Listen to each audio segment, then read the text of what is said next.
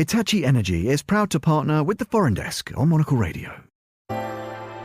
Powering Purpose is a new book resulting from the partnership between Hitachi Energy and Monocle.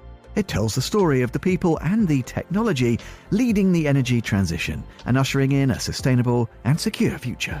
Hitachi Energy and Monocle work together to provide inspiration on powering people's lives and where to find the energy for change in the era of electrification. Secure your copy now at monocle.com or in store in Monocle outlets around the world. And if you want to understand the role you can play in harnessing connections to ensure a brighter, more sustainable and secure future, head to hitachienergy.com. Hitachi Energy and Monocle, inspiring the energy for change.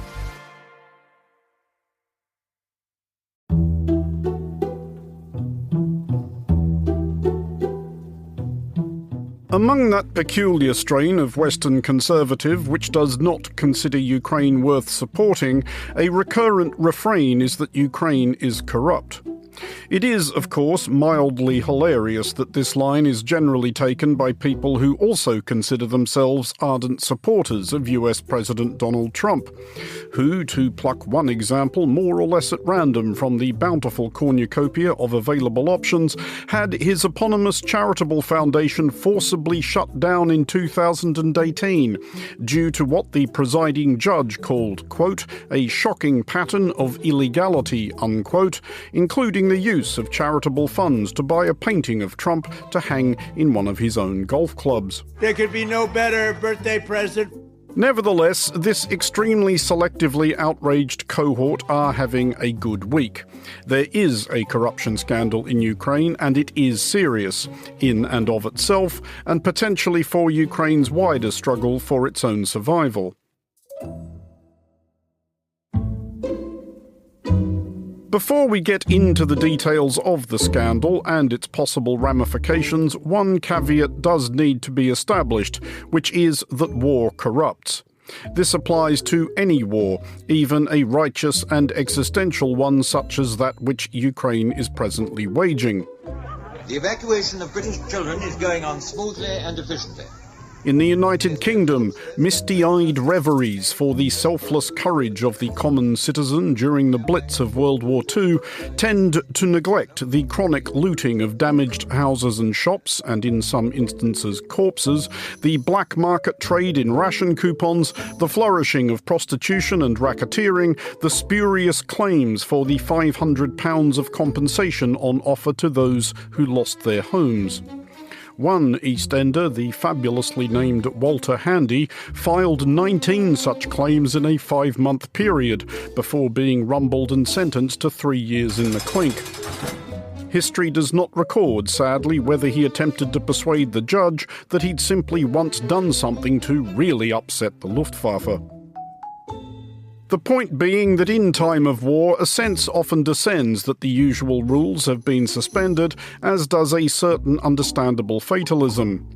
Especially when these commingle with access to the astonishing quantities of cash which funnel in and out of government coffers during war, people are going to be tempted. This is not, to be clear, to excuse such behaviour. For any public official to steal from your own country as it fights for survival is textbook treason.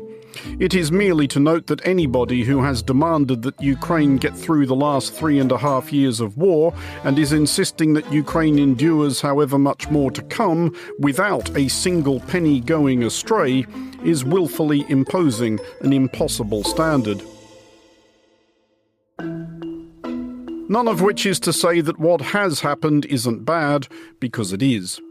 Будь-які результативні дії проти корупції дуже потрібні. Last week, Ukraine's President Volodymyr Zelensky asked for and received the resignations of his Energy Minister, Svetlana Grinchuk, and his Justice Minister and former Energy Minister, Herman Halyushenko. The pair are accused by Ukraine's national anti-corruption body, NABU, of involvement in a scheme under which Ukraine's state nuclear power company, Energoatom, was stinging suppliers for kickbacks to maintain their contracts. The amount thus purloined is estimated in the vicinity of €90 million, but nobody seems, as of this broadcast, too clear on where it all went. Among those that investigators believe might have some idea are Alexei Chernyshov, a close friend of President Zelensky and former Deputy Prime Minister of Ukraine, and Timur Mindich, another long-standing comrade and associate of President Zelensky, and a co-owner of Studio Kvartal 95, the television production company which Zelensky turned into a political machine. Timur Mindich appears to have skipped Ukraine in something of a hurry. Unconfirmed reports have him in Israel, of which he also holds citizenship. One picturesque detail released by investigators is a photograph of Mindich's matching gold toilet and bidet. Several others have been named and or arrested. Everybody denies everything, innocent until guilty, etc. But ordinary Ukrainians are angry, and understandably so. They are bracing for their fourth winter of war against an enemy making a recurrent point of striking energy infrastructure, with predictable consequences for light and heat, and Ukrainian winters are dark and cold. Though President Zelensky remains generally and correctly admired, he does appear to have a blind spot for this sort of stuff. Earlier this year, there were protests against him when he attempted to defang Nabu. He backed down when the scale of public fury became unignorable. Zelensky is now vowing a clean-up of Ukraine's energy sector, including a new supervisory board at Energoatom and new management structures at other similar companies. He has acknowledged the obvious, which is that such work as has been done on corruption in Ukraine, though it is not nothing, has not been enough. All of which is approximately the last thing Zelensky and Ukraine needed. For any president, suggestions that their inner circle have their fingers in the till is a bad look.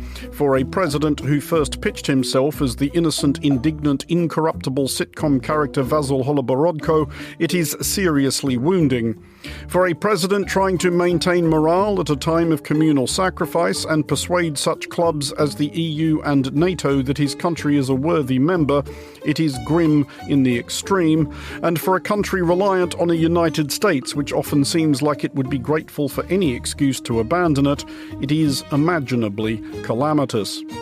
But despite this cue for opponents to aid for Ukraine to revive their lurid fantasies of Zelensky using American taxpayers' money to buy yachts and so forth, there is a bright side. Ukraine is a country under siege and under martial law. There would have been every opportunity and every means for a properly unscrupulous regime to conduct corruption and cover it up.